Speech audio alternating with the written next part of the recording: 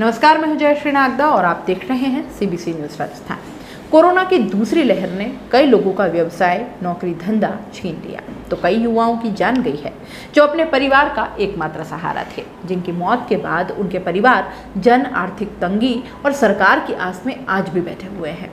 यह दुखद दास्तान है उन परिवारों के दुख और दर्द के बारे में जिनके घर के मुखिया की कोरोना से मृत्यु हो गई है।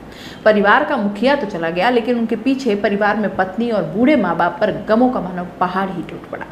उनके दर्द का कोई अंत हो ही नहीं सकता। कोरोना ने जिले में ऐसी कई परिवारों की खुशियां छीन ली है। कोरोना ने ऐसा कहर बरपाया है कि उनके मुखिया को ही उनसे दूर कर दिया। मुखिया परिवार का वह सदस्य जिसके ऊपर परिवार के भरण और पोषण की पूरी जिम्मेदारी थी। कोरोना ने उसे ही काल का ग्रास बना लिया। मुखिया के चले जाने से परिवार गमों के पहाड़ तले तो दबा ही, साथ ही उस पर आर्थिक संकट भी आ गया। महामारी के जानलेवा होने के बाद इसने सारी मानवीय संवेदनाएं भी तार तार कर दी। हालात ये बना दिए कि पीड़ित के घर जाकर उसके गम भी बांटने वाला अब कोई नहीं रहा है। पेश है हमारे संवाददाता लोकेश मिनारिया की कोरोना के बरपाए कहर से ऐसे ही परिवार के दर्द को दर्शाती ये खास रिपोर्ट।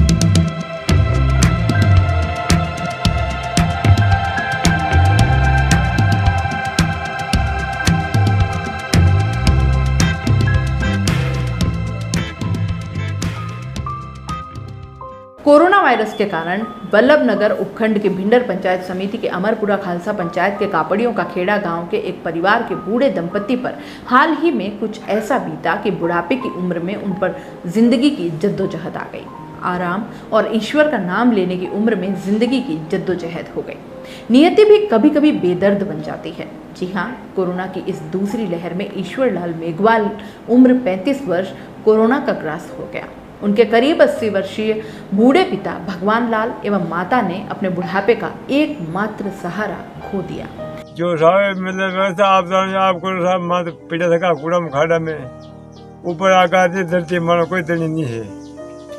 जो आपने व्यवस्था में सरकार कोई हमारे को तो कर जो कोई रोटी देवाल है नहीं, पानी देवाल है नहीं। मैंने आपको देखा नहीं लगे राड़ा मिली पग में सलाह नहीं दीप करे पिटा ठोर लाड़ी वा में दो कई चीज वहां हुई नहीं वीरे उन्हें फिर ली जाए जो मने वेरे गुnya वेरे मुई पड़ी उन्हें वही पड़ी है जो कौन वेरे बटे मने वेरे गुnya जो मने मां बाप लेने जाए बटे गिन लगे रहा बोतला सोड़ी रहा बटे फिर कई भी बटे की दो कई की बात बनी जगदीश ईश्वर लाल दो कई की वा बटे फिर लिन भरा जाए बने वेरे मने वेरे मेरे मां दो मने को यो करी रहा ने वा मने पीली जब के मने अटेला वो ज करी रहा मी जब थने वेरी मने वेरी टे कोन वेरी यो ने मार वो कम हो तो यो ने मेरे दो मने की इच्छा वो गला यो भी जन की दाड़े कई करा दी। तो दूसरी ओर ईश्वर लाल के मौत के बाद पत्नी पारस मेघवाल पति के अचानक इस तरह गुजर जाने से वियोग सहन नहीं कर पाई और सदमे से बेसुध हो गई।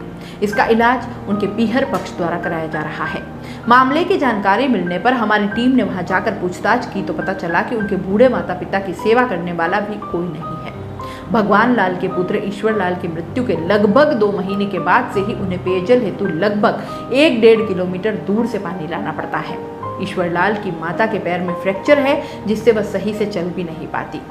कमाई का बुढ़ापे में इस दंपति पर नियति ने ऐसा खेल खेला कि परिवार कमाई का एकमात्र सहारा था वह भी छीन लिया। टीम ने जब स्थिति को जाना तो पता चला कि उनके माता पिता की सेवा एवं कमाई का एकमात्र कमाऊ व्यक्ति भी ईश्वर लाल ही था, जो कोरोना काल का ग्रास हो गया। इसके बाद से ही उनके खाने पीने का भी कोई अता पता नहीं है। कोरोना ग्रसित होने के बाद लगभग 20 दिनों तक उदयपुर के निजी चिकित्सालय में ईश्वर का इलाज चलने के कारण जो कुछ राशि थी वह और उधार ले गए रुपये भी खर्च हो गए। पिता भगवान लाल ने दुख भरी दास्तान सुनाते हुए बताया कि हमारा तो धन भी गया और धर्म भी जला गया।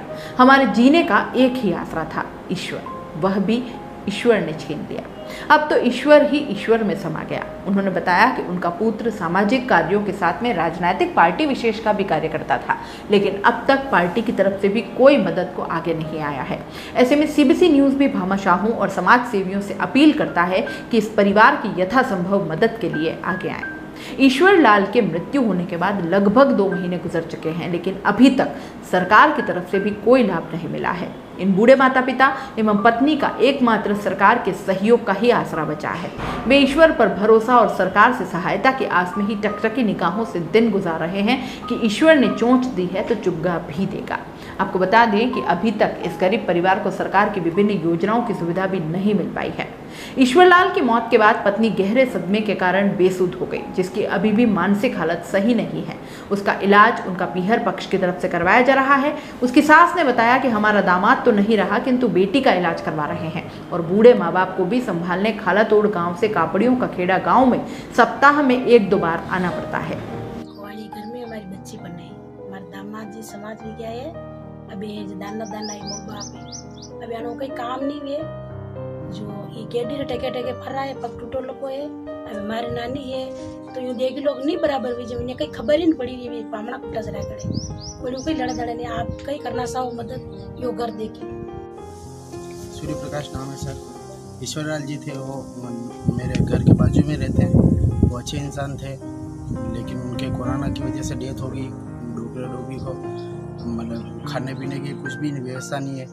एक घर है, देख लो। तो इनका जिम्मेदार कौन है सर? कोई सरकार की तरफ से कुछ मिल सके हेल्प, तो इनको हेल्प हो सके। कुछ मिला क्या सरकार की तरफ से अब तक? कुछ नहीं मिला सर अभी तक। तो कोई आया यहाँ पे?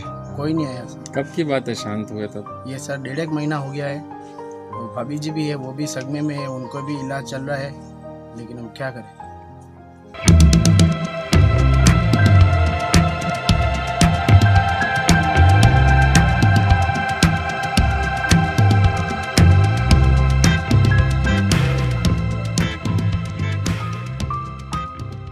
सीबीसी न्यूज राजस्थान की यह खबर आपको कैसी लगी, नीचे कमेंट करके जरूर बताएं।